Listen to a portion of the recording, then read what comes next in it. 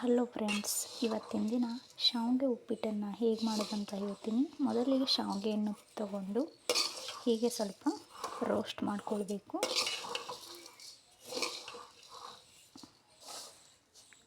Next ಅದನ್ನು roast ಮಾಡಿದ್ದನ್ನು ಒಂದು ಪ್ಲೇಟಿಗೆ ತಗೊಳ್ಬೇಕು.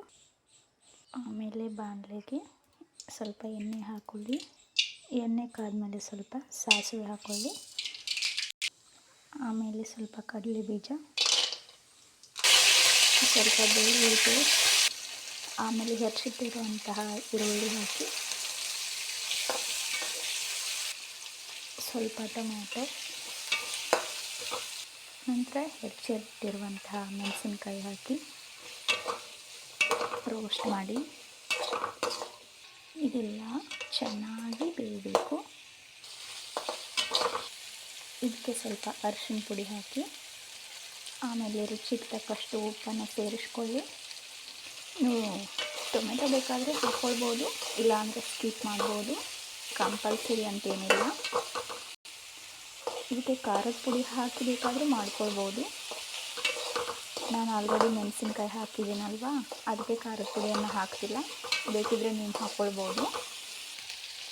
ಆಮೇಲೆ ಬೇಕಿದ್ದರೆ ನೀವು ಸ್ವಲ್ಪ ಮಸಾಲೆಯನ್ನು ಕೂಡ ಸೇರಿಸ್ಕೊಳ್ಬೋದು. ನೋಡಿ, ಚೆನ್ನಾಗಿ ಬೇಕಿದೆ ಅಲ್ವಾ? ಹೀಗೆ ರೋಸ್ಟ್ ಮಾಡ್ತಾನೆ ಇರಬೇಕು. ನೋಡಿ, ಶಾವಿಗೆ ಎಲ್ಲ ಚೆನ್ನಾಗಿ ರೋಸ್ಟ್ ಆಗಿದೆ. ನೋಡಿ ಫ್ರೆಂಡ್ಸ್, ಇದಕ್ಕೆ ನಾನು ಇವಾಗ ನೀರನ್ನು ಸೇರಿಸ್ಕೊಳ್ತಾ ಇದ್ದೀನಿ.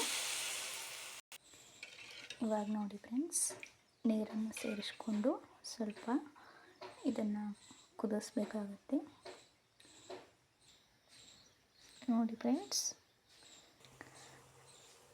ನೋಡಿ ಸ್ವಲ್ಪ ಇವಾಗ ನಿಧಾನವಾಗಿ ಕುದಿ ಬರ್ತಾ ಇದೆ, ಗಮನಿಸ್ಬೋದು ನೀವು. ನೋಡಿ ಫ್ರೆಂಡ್ಸ್, ಎಷ್ಟು ಚೆನ್ನಾಗಿ ಕುದಿ ಬರ್ತಾ ಇದೆ ಅಲ್ವಾ? ಇವಾಗ ನೀವು ಈ ರೋಸ್ಟ್ ಮಾಡಿರೋ ಶಾವಿಗೆಯನ್ನು ಇದರಲ್ಲಿ ಹಾಕ್ಕೊಂಡು ತಳ ಅಂಟದಿರೋ ಹಾಗೆ ಕುದಿಸ್ಕೊಂಡ್ಬಿಟ್ರೆ ಶಾವಿಗೆ ಉಪ್ಪಿಟ್ಟು ರೆಡಿ ಆಯಿತು. ನೋಡಿ ಎಷ್ಟು ಚೆನ್ನಾಗಿ ಬರ್ತಾ ಇದೆ.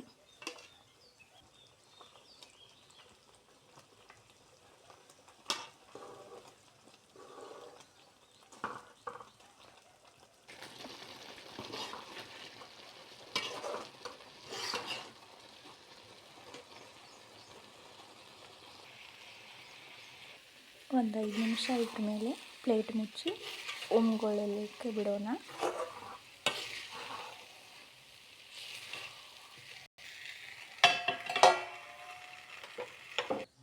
ನೋಡಿ ಫ್ರೆಂಡ್ಸ್, ಫೈನಲಿ ರೆಡಿ ಆಗಿಬಿಟ್ಟಿದೆ ಇವತ್ತು ಶಾವಿಗೆ ಉಪ್ಪಿಟ್ಟು. ನಾವು ಇದನ್ನು ಟೇಸ್ಟ್ ಮಾಡ್ಬೋದು. ನೋಡಿ ಎಷ್ಟು ಉದುರಾಗಿ ಬಂದಿದೆ. ನೀವು ಬೇಕಿದ್ರೆ ಲಿಂಬೆ ಹುಳಿಯನ್ನು ಹಿಂಡ್ಕೊಳ್ಬೋದು. ನನಗೆ ಲಿಂಬೆ ಹುಳಿ ಇಷ್ಟ, ನಾನು ಹಿಂಡ್ಕೊಳ್ತೀನಿ.